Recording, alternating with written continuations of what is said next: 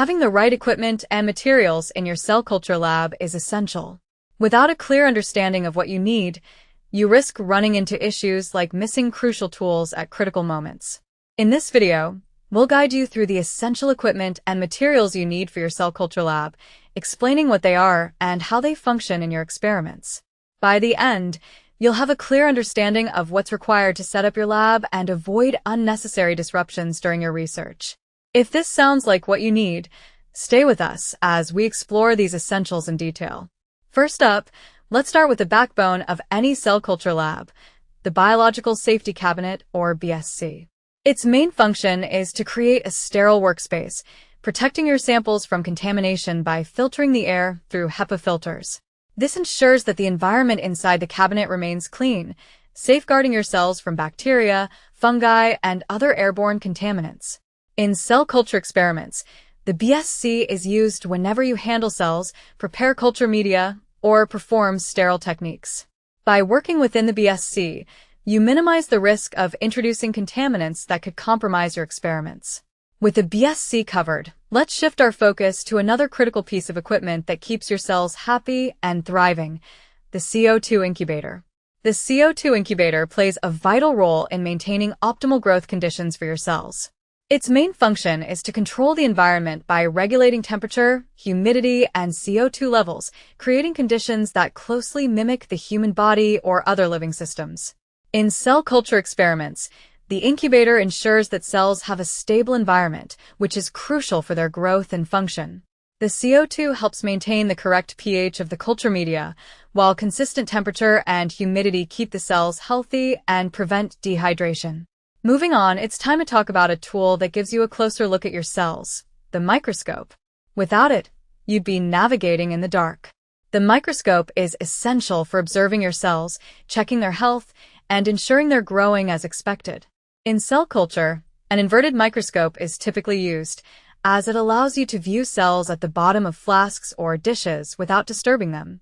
Microscopes help you monitor cell morphology, identify contamination early, and assess cell viability, giving you real-time feedback on how your experiment is progressing.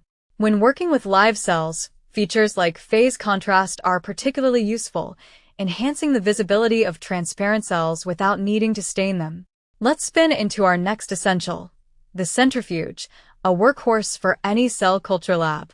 The centrifuge is crucial for separating components based on density, which is a key step in many cell culture procedures. It's used for pelleting cells, washing them, and preparing samples for further analysis or media changes. By spinning samples at high speeds, the centrifuge forces cells or other particles to the bottom of the tube, making them easy to collect or discard.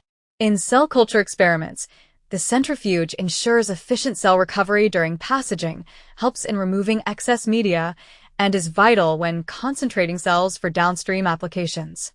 Beyond the core equipment, there are a few more key players that keep your lab running smoothly. Let's take a quick look at these vital tools. Water bath is used for warming up media, reagents, and thawing frozen cells. It ensures your samples are at the correct temperature before use, preventing thermal shock to your cells. Autoclave is your go-to for sterilizing glassware, pipettes, and other reusable items, effectively eliminating any potential contaminants before they come into contact with your samples. Refrigerator and freezer are crucial for storing culture media, reagents, and preserving samples.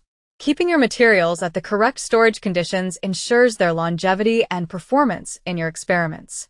Pipettes and pipettas are essential for accurately measuring and transferring liquids. Precision is key in cell culture, and having the right pipettes helps maintain the integrity of your experiments. Of course, no cell culture lab is complete without the consumables and reagents that make your experiments possible. Here's a sneak peek at what you'll be working with every day. Cell culture media and reagents are the lifeblood of your cells, providing them with the nutrients and conditions they need to thrive.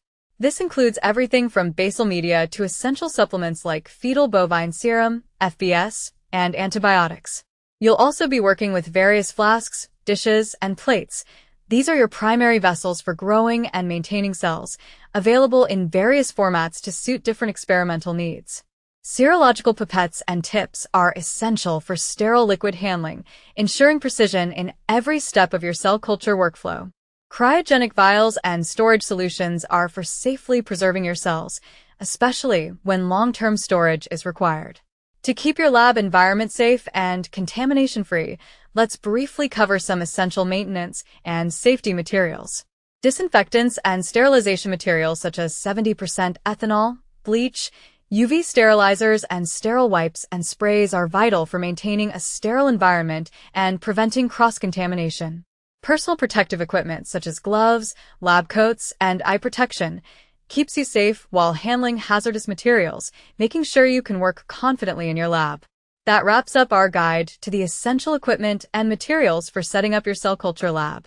Each tool plays a crucial role in your research, and knowing how they function can make all the difference. If you found this helpful, don't forget to subscribe, like, and follow us for more insights. We've got plenty of deep dives on these topics coming up, so stay tuned. You won't want to miss what's next.